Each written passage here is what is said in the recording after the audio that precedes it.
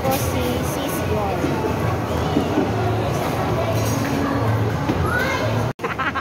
Nakahanda. Ayan. At ito na nga guys, nagkita na kami ni Lalab Sis Joy Reducto Vlog. Ayan. Parehas lang kami cutify cherries. Kasi maliit kami parehas. Thank you Sis Joy.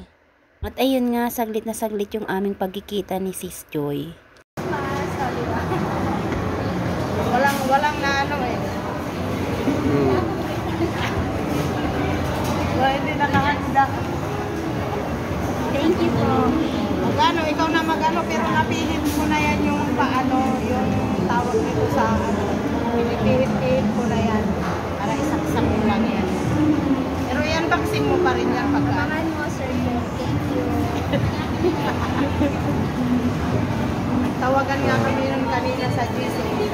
Lalayas na ako, lalayas. Oo, pag-ano sila. Ay, kasi pag tayong tumawag sa...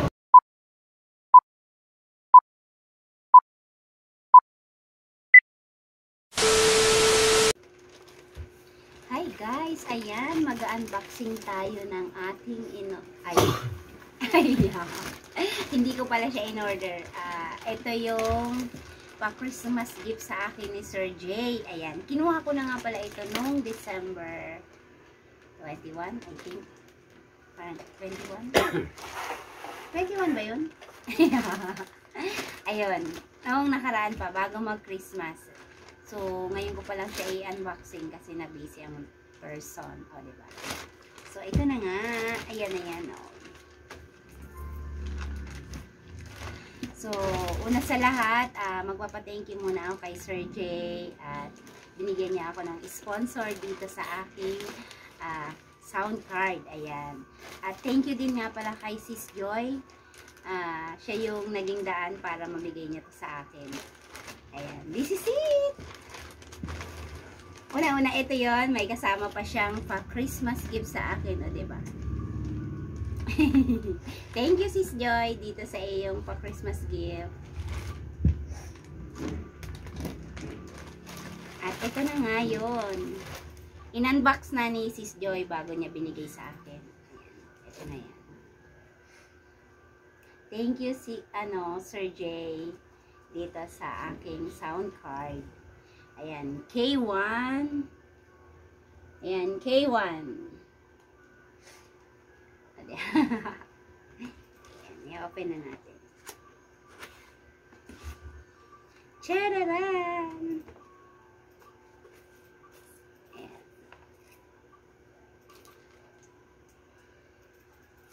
Tapos ito na. Meron siyang kasamang cord. Dalawang cord. Tapos, ito na yan.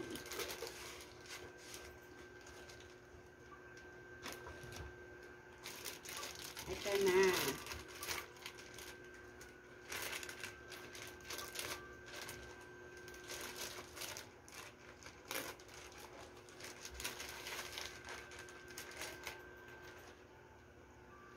Ito na yan. Ayan.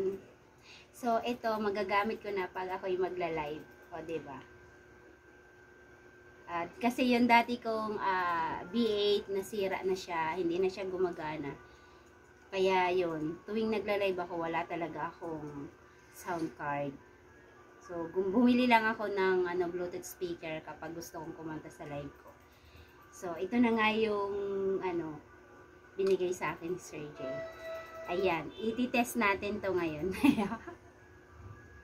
Ayan, thank you ulit Sir J sa iyong pa-Christmas gift dito. Ayan, update ko kayo later.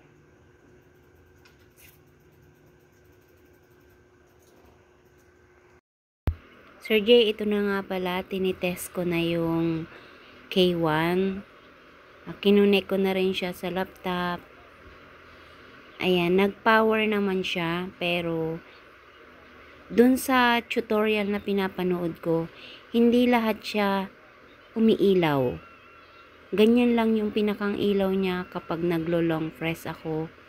Then, yung mga keys niya, sound effect niya, hindi siya gumagana. Ayan, ganyan. Kahit naka full volume na siya, kasi nanonood kami ng tutorial dito sa TikTok, pero hindi pa talaga siya mapagana. Hindi ko alam kung ano yung problema or may problema ba yung K1.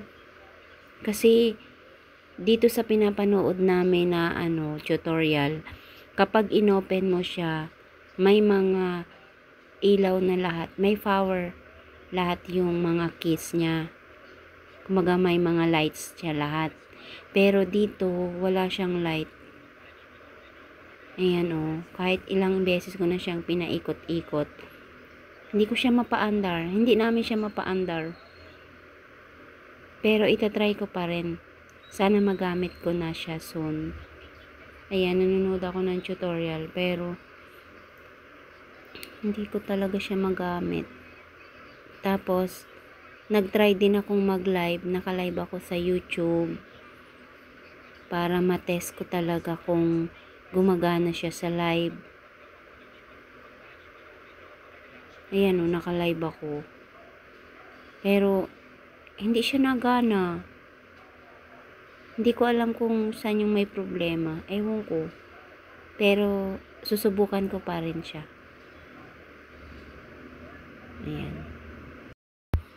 Nag-try din ako sa dynamic microphone.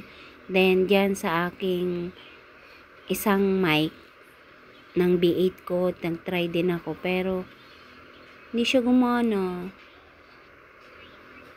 Parang delay yung kanyang response. Hindi ko alam kung saan ba yun. Sa internet ba yun? O dito sa K1? Pero itatry ko pa rin po. Thank you ulit, Sir Jay.